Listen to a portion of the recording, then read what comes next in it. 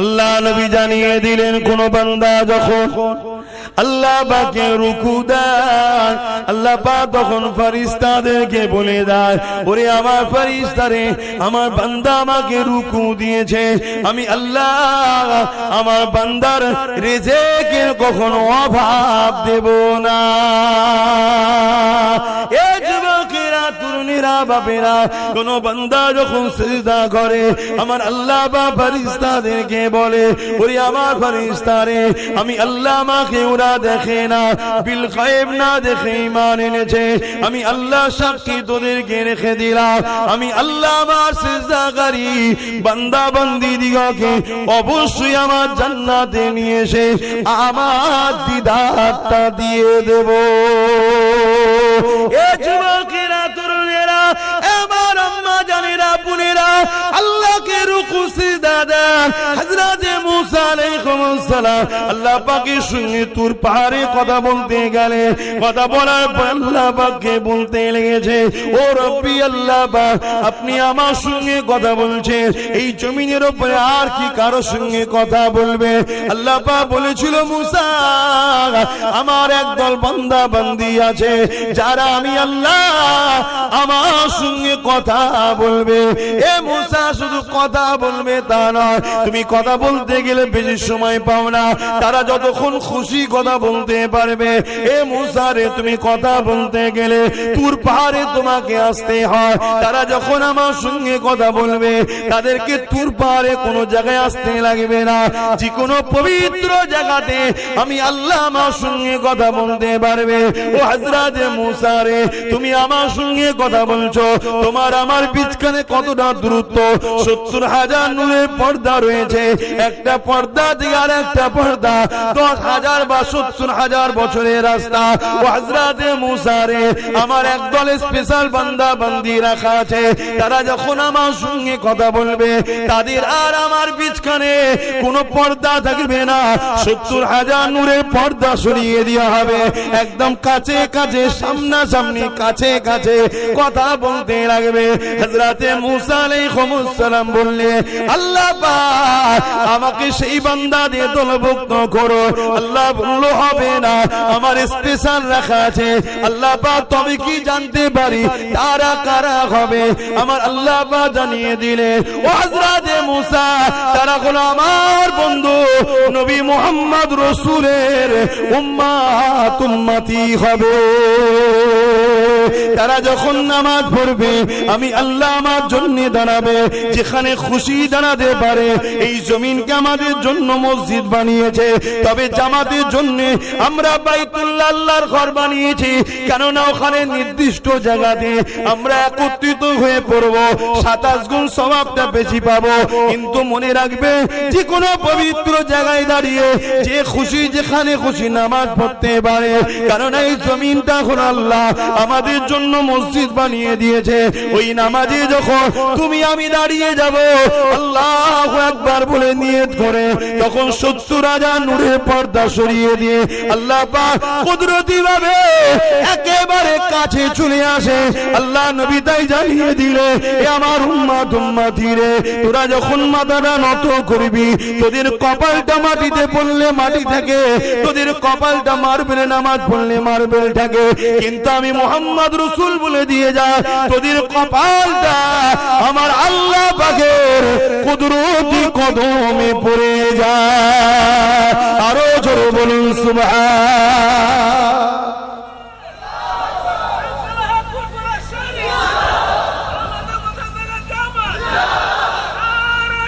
আল্লাহু আকবার। আমার আব্বাজান ভাইরা, আমার আম্মা জানেরা, আমার বোনেরা, সেই নামাজ ছেড়ে দাও ইচ্ছা করে করে আবার।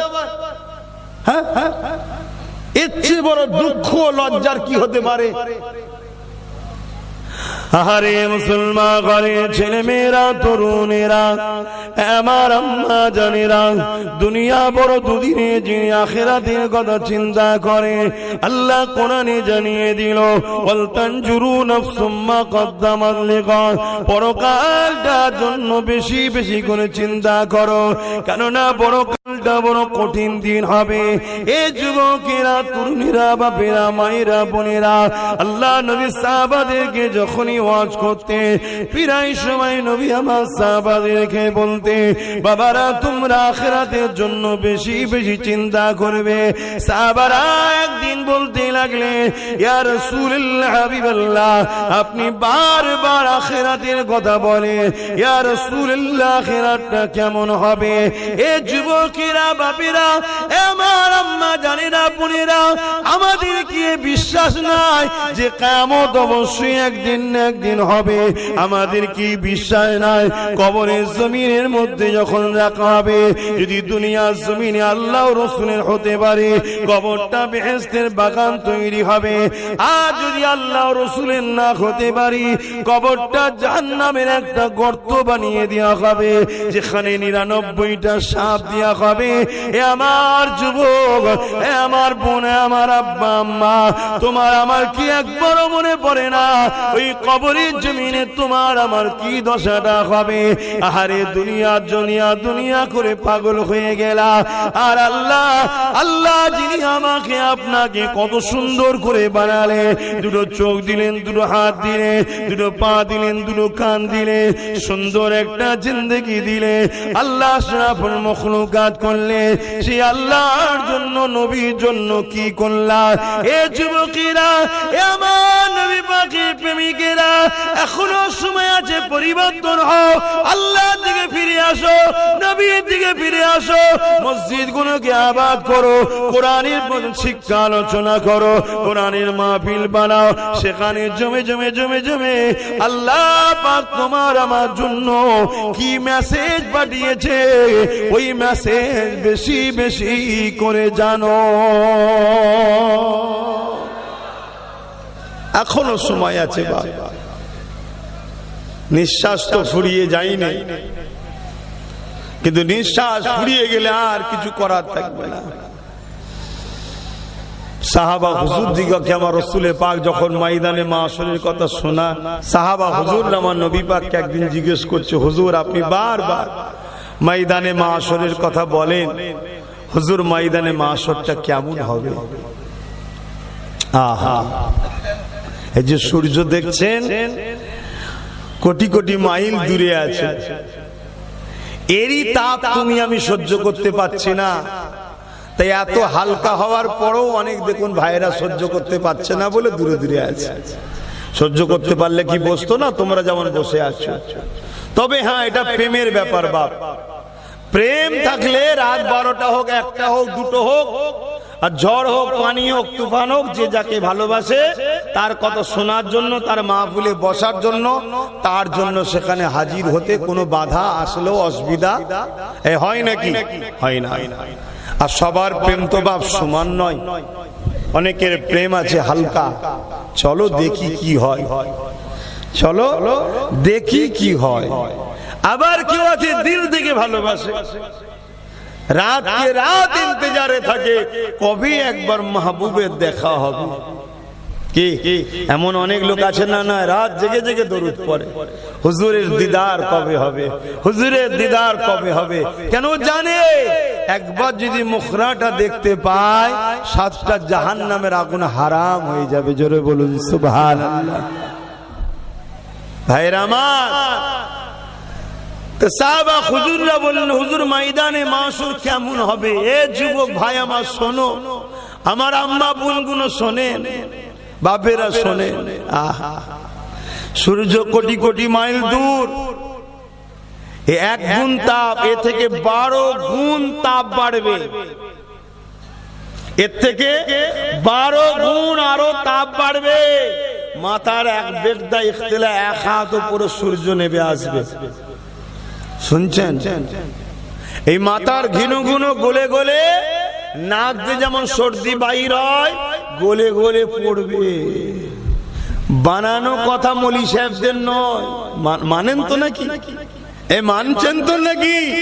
মৌলী সাহেবদের বানানো নয়। মৌলী সাহেবরা তার বাপের কথা শোনাচ্ছেন আপনাকে যে আমার বাপ বলেছে, না, এটা কালামুল্লাহ এবং হাবিবুল্লাহর কথা। খুব সাবধান হও। আল্লাহ নবী সাহাবাদিওকে বলেন, ময়দানে মাশরে এমন বাপ পাওয়া যাবে নিজের ছেলেকে জমিনে শুইয়ে দিয়ে তার বুকের উপরে পা দিয়ে দাঁড়িয়ে যাবে। ময়দানে মাশরে এমনও ছেলে পাওয়া যাবে নিজের জন্মদাতা বাপের বুকের উপরে পা দিয়ে তার বুকের উপরে দাঁড়িয়ে যাবে। ময়দানে মাশরে এমনও মা পাওয়া যাবে নিজের মেয়েকে জমিনে শুইয়ে দিয়ে ওই মেয়ের বুকের উপরে পা দিয়ে দাঁড়িয়ে যাবে। ময়দানে মাশরে এমনও মা পাওয়া যাবে, এমনও মেয়ে পাওয়া যাবে নিজের মাকে জমিনে শুইয়ে তার বুকের উপরে পা দিয়ে দাঁড়িয়ে যাবে। এক কথা, যার উপরে যার জোর চলবে তার বুকের উপরে পা দিয়ে দাঁড়িয়ে যাবে।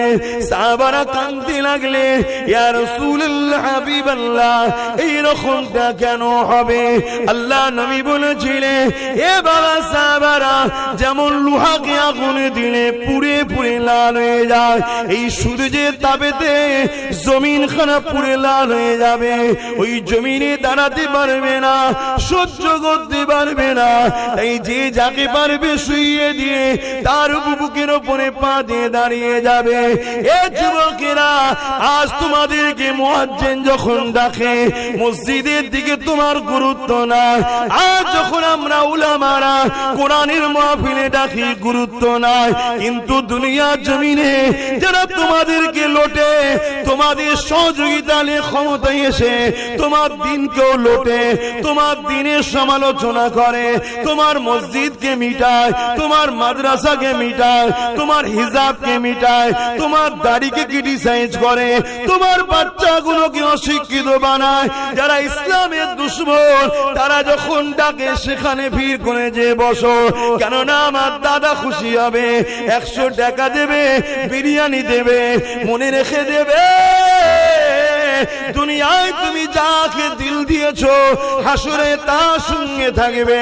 কিন্তু দুনিয়ার জমিনে আমরা আল্লাহর জন্য, নবীর জন্য, কোরআনের জন্য, দ্বীনের জন্য, সত্যের জন্য, ইনসাফের জন্য যারা এই কষ্ট করে করে মসজিদে যায়, ফজরের সময় 5 ওয়াক্ত যায়, মাদ্রাসা বানায়, ওখানে দ্বীনের তালিম শিক্ষা অর্জন করে। অনেকে বলে, মোল্লা মৌলভী সাহেব হয়ে কি করবি তোরা? এরপরও তারা পিছিয়ে যায় না। অনেকে আবার দানও করে, অনেকে আবার বলে দান করে কি পাবি, এরপরও তারা দান করে যায়।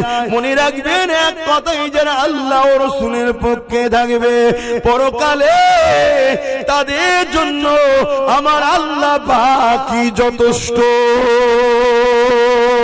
আরো জোরে বলুন সুবহান।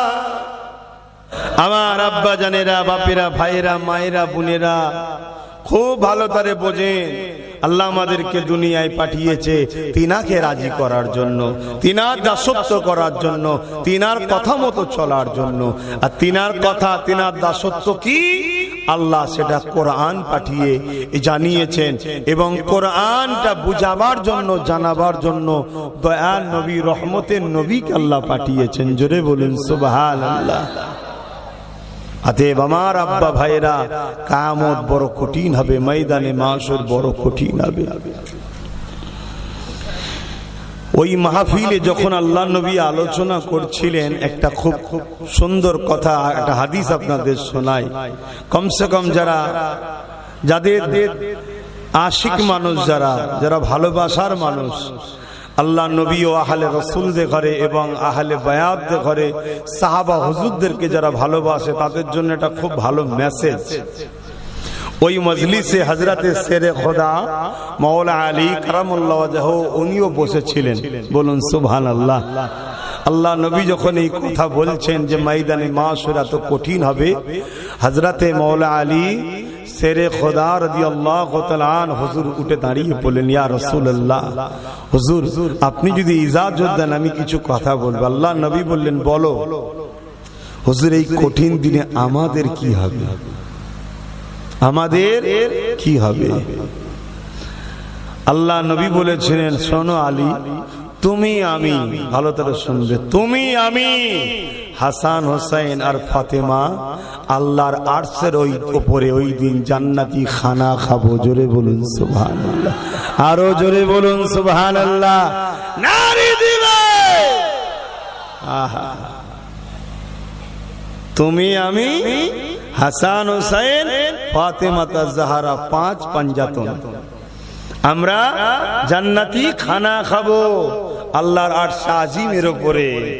আমাদের জন্য বিচারের দিন, আহলে বায়াতদের জন্য, রাসূলের জন্য, হাসান হোসেন খাতুনে জান্নাতের জন্য ওদিন মেহমানদারির দিন থাকবে। জোরে বলুন সুবহানাল্লাহ।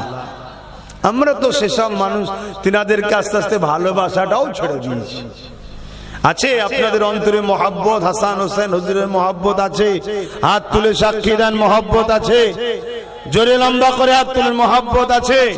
আহলে বায়াতদের ভালোবাসেন, খাতুনে জান্নাতকে পিয়ার করেন? আলহামদুলিল্লাহ। মনে রাখবেন, আপনারা কোন আকীদার মধ্যে আছেন জানি না, তবে বড় পাওয়ারের সাথে বলছি, যাদের দিলে পাক পাঞ্জাতনের মহব্বত নেই, হাসান হোসাইনের মহব্বত নেই, খাতুনে জান্নাতের মহব্বত নেই, ভালোবাসা নাই, ও দিলে ঈমান নাই, জান্নাত যেতে পারবে না তারা কোনোদিন। ভালোবাসবেন, এনাদেরকে পিয়ার করবেন, ইনাদের সাদকায় তো আল্লাহ আমাদেরকে নাজাত দেবে। বলুন সুবহানাল্লাহ। আহা, হযরত আলী সঙ্গে সঙ্গে আর একটা কথা জিজ্ঞাসা করলেন, ইয়া রাসূলুল্লাহ হাবিবাল্লাহ, হুজুর আমাদের ভালোবাসার মানুষরা কোথায় থাকবেন? এই নওজোয়ান তরুণেরা, দুনিয়া জমিনে এমন অনেক মানুষ আছে আজও কারবালার কথা শুনলে চোখের পানি ফেলে কাঁদে, আজও কারবালা আলোচনা করলে চোখের পানি ফেলে কাঁদে, আজও ইমাম পাকদের আলোচনা করলে কাঁদে, আলো আজও আহলে বায়াতদের দিকে সম্মান করে, পিয়ার করে, তাদের জন্য জান পর্যন্ত কোরবান করে দেয়।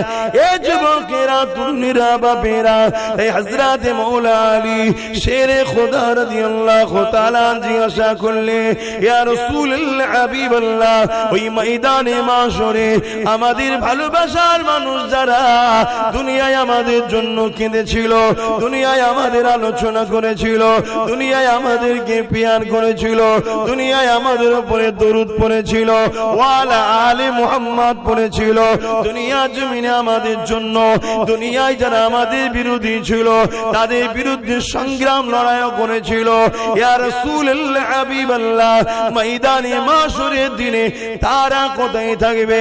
আল্লাহ নবী বলেছিলেন, আলী শোনে শোনে শোনে, আমরা যেখানে থাকব আমাদের গোলামগুলো আমাদের সাথেই থাকবে।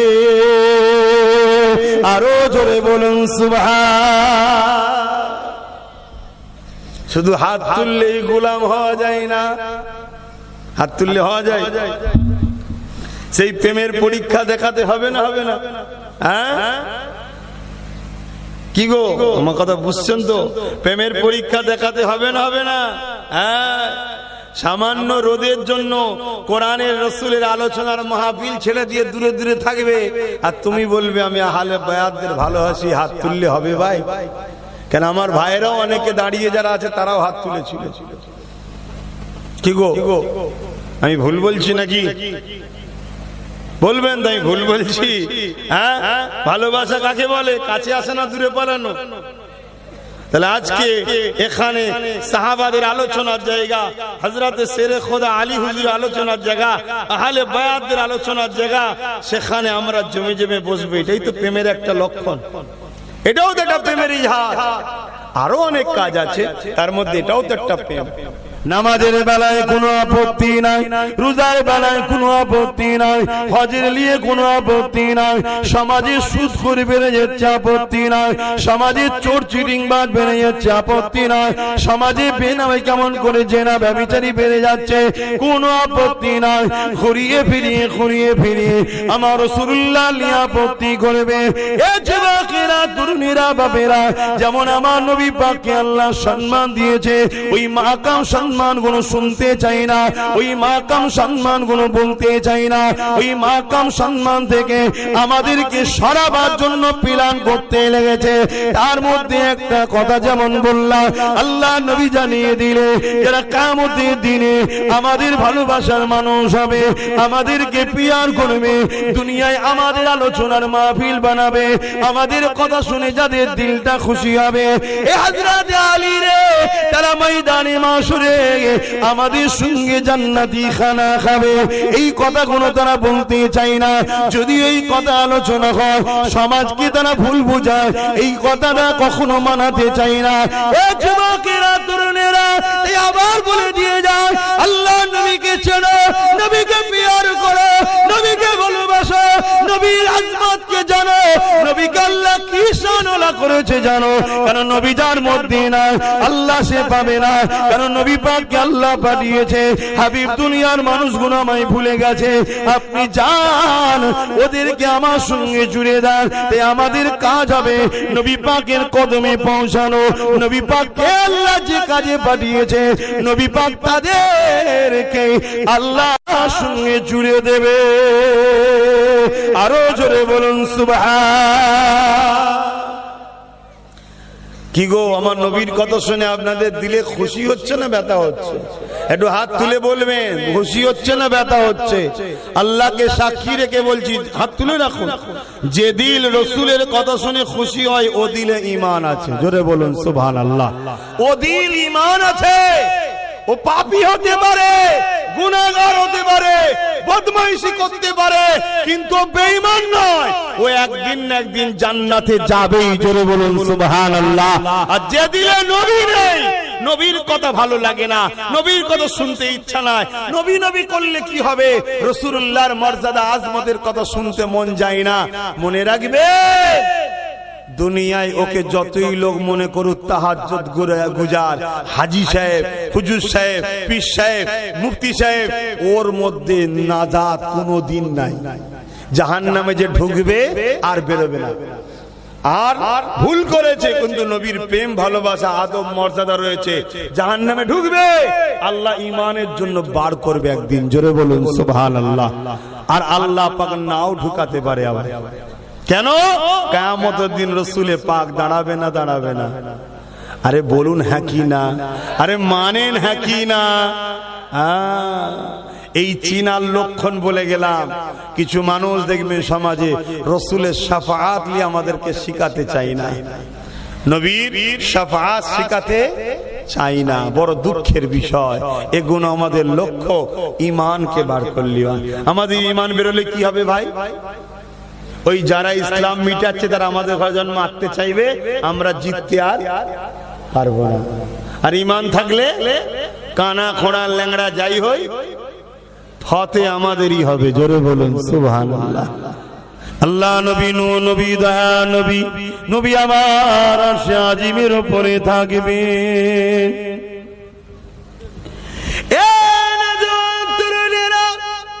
এই পৃথিবী থাকবে না, এই পৃথিবীকে আল্লাহ পাক চূর্ণ বিচ্ছিন্ন করে দেবে। এই বিশাল বিশাল পাহাড় দেখছেন, এই পাহাড়গুলোকে আল্লাহ পাক উড়াবে, একটার সঙ্গে আর একটা চক্কর হবে, সব ভেঙে ধুলো মতো হয়ে যাবে। এই পৃথিবীকে আল্লাহ রাখবে না। কুল্লু মান আলাইহা ফান, সব কিছু আল্লাহ ফানা করে দেবে। এ যুবকেরা তরুণেরা কতদিন এইভাবে থাকবে কে জানে, আল্লাহ ছাড়া। এই সময় আমার আল্লাহ আওয়াজ দেবে, এ হযরতে জিবরাইল ইসরাফিল রে, দুনিয়ার জমিনে যাও, আমার হাবিবকে যে উঠিয়ে নিয়ে আসো। এ নওজোয়ান তরুণেরা, বাপেরা, নওজোয়ানেরা, আমার নবী পাক আজও মদিনা রওজা মুবারকে তোমার আমার জন্য সিজদায় পড়ে গিয়ে আল্লাহ দরবারে এখনো কাঁদতেছে।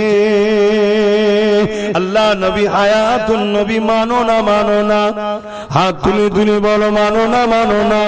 নবী আমার রওজা মুবারকে এখনো তোমার আমার জন্য কাঁদতেছেন। সেই নবী পাককে উঠাবার জন্য আল্লাহ পাক বলবেন জিবরাইল ইসরাফিল রে যা দুনিয়া জমিনে যে আমার হাবিবকে যে তুলে নিয়ে আয়। এই জমিনটা সেই জমিন থাকবে না। এ যুবকেরা তরুণেরা এই ঘর বাড়ি গাছপালা কিছুই থাকবে না। তাই জিবরাইল আলাইহিস সালাম দুনিয়ার জমিনে এসে আমার নবী কোথায় খুঁজে পাবে না। তাই আল্লাহ পাকের কাছে আওয়াজ দিয়ে বলতে লাগবে, ও রব্বি আল্লাহ, আপনার হাবিব কোথায়? আমি জিবরাইল খুঁজে পাচ্ছি না। আমার আল্লাহ পাক বলতে লাগবে, হযরতে জিবরাইল দুনিয়ার জমিনে কান লাগিয়ে লাগিয়ে লাগিয়ে লাগিয়ে শোন, যে জায়গা থেকে দেখবি আমার হাবিবের কান্নার আওয়াজ আসছে, ওই জায়গাতে আমার হাবিব তিনার গুনাহগার উম্মত উম্মতীদের জন্য কাঁদতেছে। আরো জোরে বলুন সুবহান। এত দরদি কে আছে? সারা জীবনটা কেঁদেছে, শিশুবেলা থেকে নিয়ে শুরু করে দুনিয়া জমিন থেকে পর্দা নিয়ে আখিরাতের দিকে রওনা হয়েছে। সেই নবী পাক আজও কাঁদতেছে। শুনছেন? যারা আমাদের ঈমানকে লুটতে চায় তারা আমাদেরকে শিখায় নবী পাক মরে গেছে। বলুন নাউজুবিল্লাহ।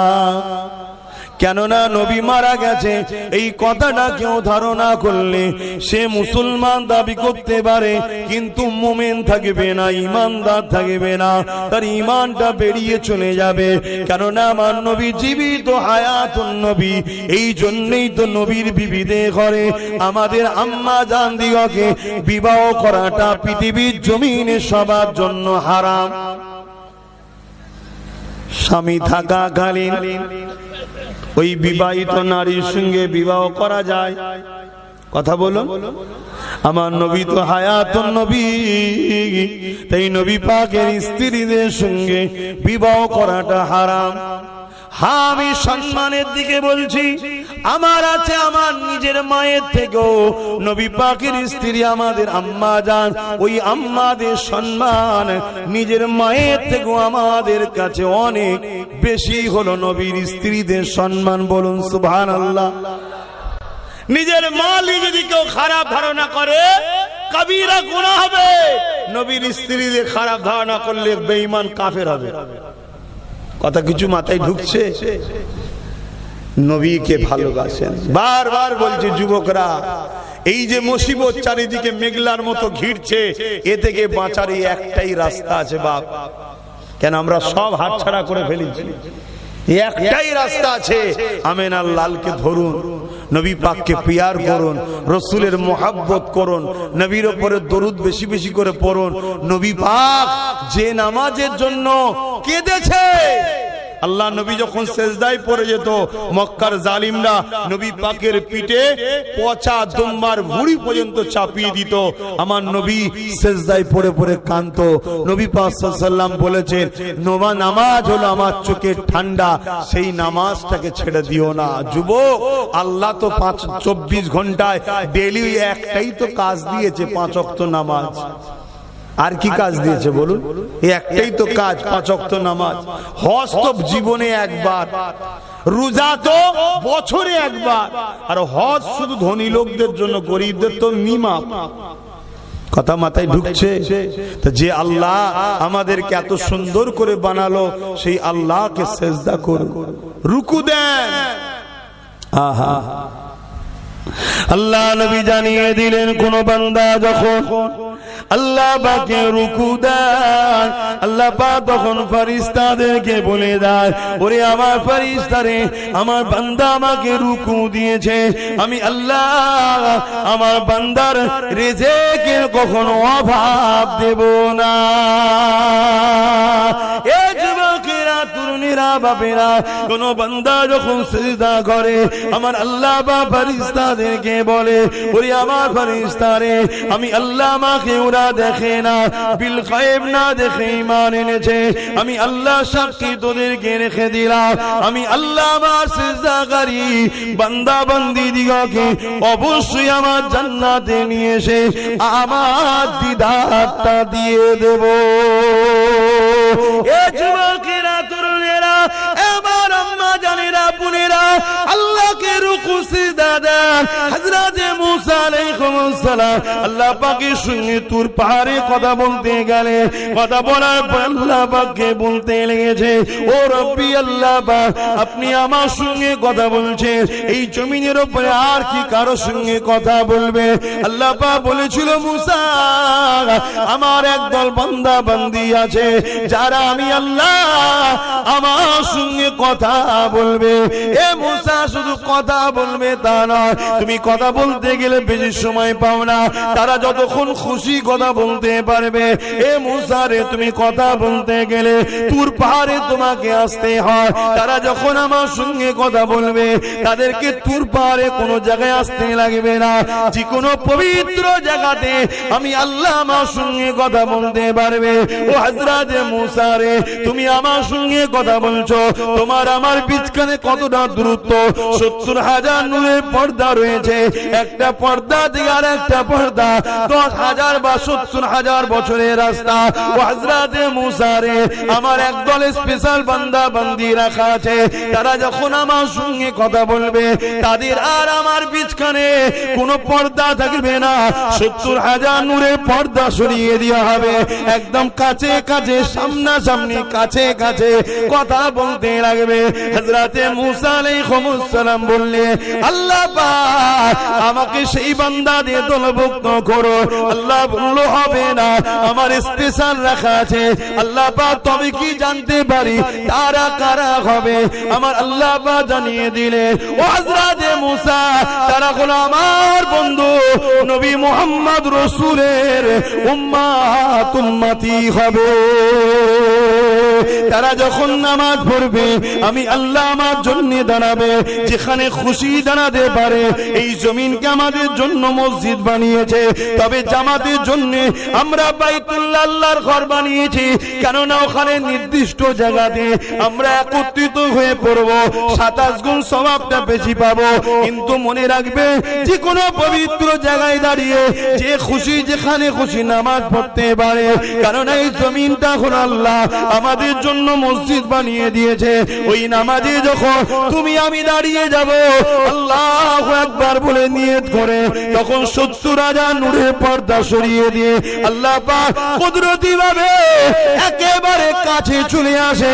আল্লাহ নবী তাই জানিয়ে দিলে, এ আমার উম্মত উম্মতি রে, তোরা যখন মাথাটা নত করবি, তোদের কপালটা মাটিতে পড়লে মাটি থাকে, তোদের কপালটা মার্বেলে নামাজ পড়লে মার্বেল থাকে, কিন্তু আমি মুহাম্মদ রাসূল বলে দিয়ে যা, তোদের কপালটা আমার আল্লাহ পাকের কুদরতি কদমে পড়ে যায়। আরো জোরে বলুন সুবহান।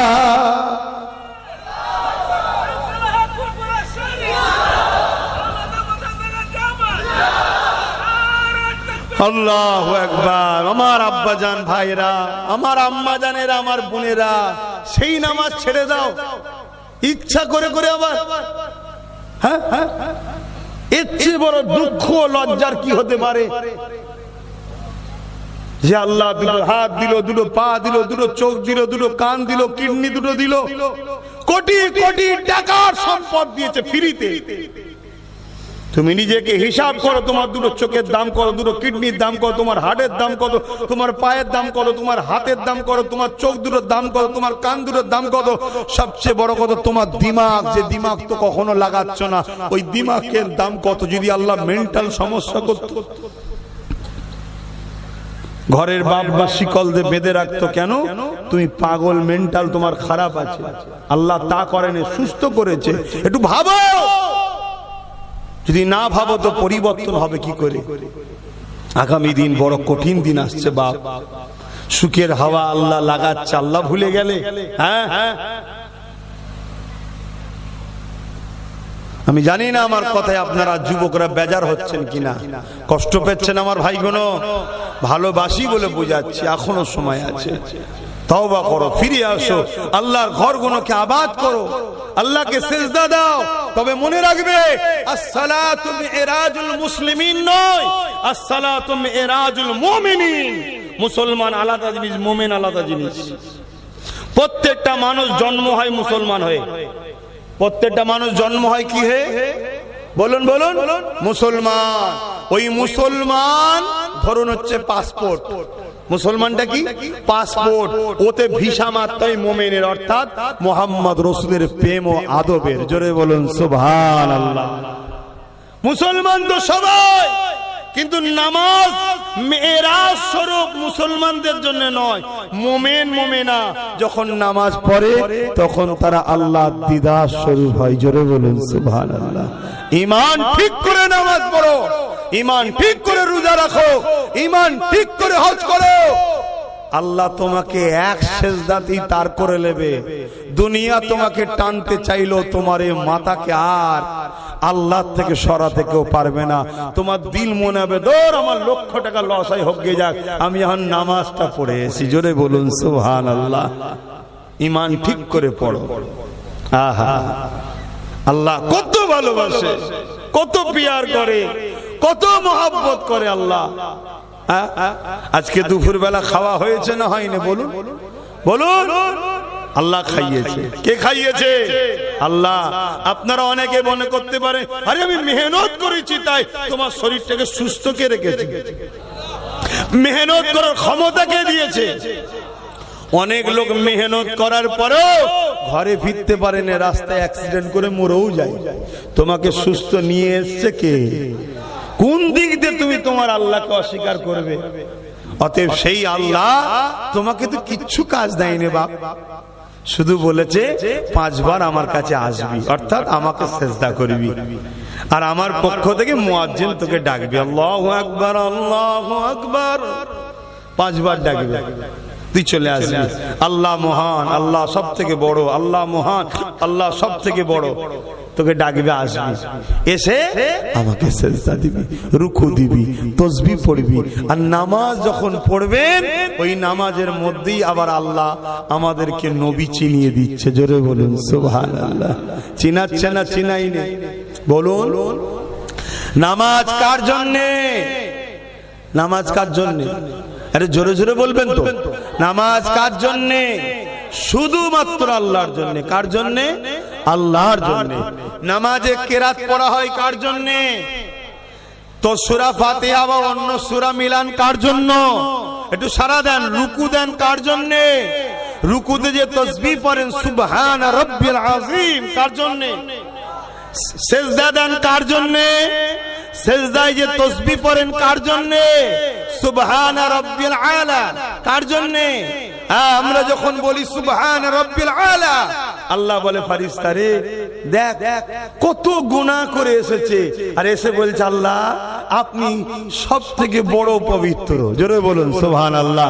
আল্লাহ আপনি সব থেকে বড় পবিত্র, অথচ সব গুনাহ করেছে। বলে না বলে গুনাহ করেছি না করিনি? আল্লাহ বলে হ্যাঁ ফারিস্তারে এত গুনাহ করে আমাকে সব থেকে বড় পবিত্র বলছে, আমার পবিত্রতার গুণগান গাইছে। ফারিস্তা আমি আল্লাহ ওদেরকে আজ ছেড়ে দিতে পারি না রে, যা সাক্ষী থাক আমি আল্লাহ ওদের গুনাহগুলো মাফ করে ওদেরকেও পবিত্র বানিয়ে দিলাম। জোরে বলুন সুবহানাল্লাহ। আরো জোরে জোরে বলুন সুবহানাল্লাহ। আহা সুবহান রাব্বিয়াল আলা। কার জন্যে? আল্লাহর জন্য। বলুন কার জন্যে? আল্লাহর জন্য। কার জন্যে? আল্লাহর জন্য। একটা বাহানায় আল্লাহ বলাচ্ছি না বলাইনি? আপনারা বিরক্ত হচ্ছেন, কি করব বাপ, আমাদের কাজই তো, আমাদের কাজই তো তোমাদেরকে রসুলের প্রেমিক বানানো, আল্লাহর প্রেমিক বানানোর চেষ্টা করছি। তাই একবার আল্লাহ বলালে বাহানায় চাপে পড়ে হোক যাই হোক, বারবার বলি হোক, একবার যদি বলো আল্লাহ অমনি 40টা আল্লাহ নেকি দেয়। জোরে বলুন সুবহানাল্লাহ। তাই বলাচ্ছি সুবহান রাব্বিয়াল আলা। কার জন্য বলেন? আল্লাহর জন্য। তাহলে রুকু আল্লাহর জন্য, সিজদা আল্লাহর জন্য, তাসবিহ আল্লাহর জন্য, সূরা ফাতিহা আল্লাহর জন্য, কিয়াম আল্লাহর জন্য, সব আল্লাহর জন্য করলাম। এবারে বৈঠকে বসে আছি, নামাজ থেকে ফারিগ হব। আল্লাহ বলছে বাড়ি বান্দারে, ওরে আমার বান্দিরে, তুই কি চাস তোর নামাজটা আমি আল্লাহ কবুল করে নি, তোর রুকু কবুল করি, তোর সিজদা কবুল করি, তোর কিয়ামটা কবুল করি, তোর তাসবিহটা কবুল করি? জি আল্লাহ কবুল করলেন, কবুল করলেন। আমার আল্লাহ বলে হায় আমার বান্দা বান্দিরে, তাহলে নামাজ থেকে ফারিগ হওয়ার আগে আমার বন্ধুকে সালাম সালামটা দিয়ে দে। আত্তাহিয়াতু লিল্লাহি ওয়াস সালাওয়াতু ওয়াত তাইয়্যিবাতু আসসালামু আলাইকা আইয়ুহান, বলুন বলুন, আমার নবীকে সালামটা দে। এ নজওয়ানেরা, আমাদেরকে অনেকে বলে নবীর কথা মনে পড়লে নাকি নামাজ হবে না। হায়রে বড় দুঃখ লাগে, কেন নবী চিনতে পারলেন না? নামাজ হয়েছে নবীর জন্য, কোরআন পেয়েছে নবীর জন্য, কোরআন চিনলেন, নবী চিনলেন না। অথচ কোরআন নবী পাকের মর্যাদার গুণগান গেয়েছে, নবীকে ধরার কথা বলেছে, নবীকে পিয়ার করার কথা বলেছে, নবীকে অনুসরণ করার কথা বলেছে, নবীর ইত্তেবা করার কথা বলেছে, নবী ছাড়া নাজাত নেই বলেছে। সেই কোরআন চিনলাম, কোরআনটা জিনার উপরে এসেছে, এই রাসূলুল্লাহকে চিনলাম না। মনে রাখবেন, আল্লাহ পাক কোরআন তিলাওয়াতকে ইবাদতের মধ্যে শামিল করেছে, আর নবী পাকের প্রেম আদবটাকে আল্লাহ পাক ঈমানের মারকাজ বানিয়েছে।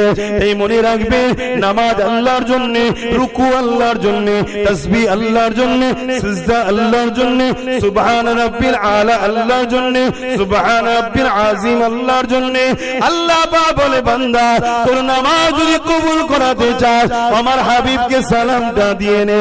এই সময় আমি আপনি জিজ্ঞাসা করতে লাগবো, ও রব্বি আল্লাহ পাক, নামাজ তো শুধু আপনার জন্য, আপনি গায়েরকে কেন এখানে ঢুকাচ্ছেন? নবীকে কেন এখানে ঢুকাচ্ছেন? নবীকে কেন এখানে আনছেন? আমার আল্লাহ জানি।